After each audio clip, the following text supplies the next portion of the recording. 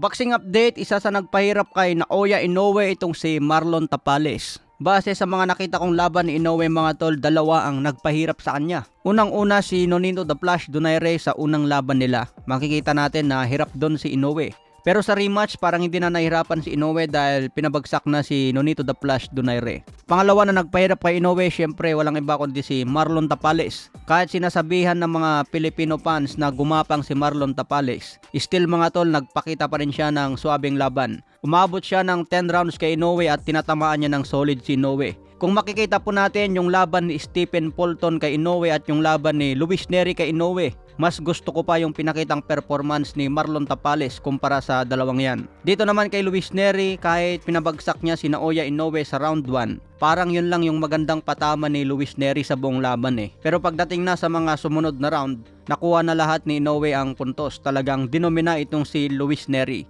Pero yung laban ni Inoue kay Marlon Tapales mga tol, hanggang 10 rounds, maganda po yung pinakita ni Marlon Tapales. Kahit maraming patama si Marlon Tapales doon hanggang bumagsak, nakapagbigay naman siya ng swabing laban at makikita natin tinatamaan niya ng solid si Inoue.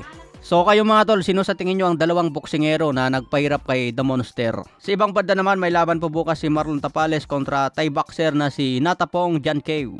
May kartada ito na 12 wins, 8 KOs, may 3 talo. Gaganapin nga po yan sa Pasay City, Metro Manila. Pwede tayong manood dyan. Kasabayan din yung laban ni Raymart Gaballo versus Ken Bun Torres. May kartada itong si Ken Bun na 13 wins, 9 KOs, may 5 talo, isang Meksikano. Samantala si Raymart Gaballo may kartadang 27 wins, 22 KOs, may 1 talo. Nakuha niyang 1 talo na yan mula sa kamao ni Nonito The Flash Donaire. Pero ngayon si Nonito Donaire Sr. na po ang nag-aalaga kay Raymart Gaballo. Talagang pinapalakas hanggang maging world champion ulit. Number 1 na po ngayon si Raymart Gaballo sa WBO. Sa ibang banda naman, pagharap ni Vasily Lomachenko at George Kambosos. Malaki ang respeto sa bawat isa at sinabing magpapakita ng swabing laban ngayong May 12. Tingin ko dito aabot pa rin ito sa decision mga tol eh. Depende sa kondisyon ng dalawa. May kartada si Lomachenko ngayon na 17 wins, 11 KOs, may 3 talo.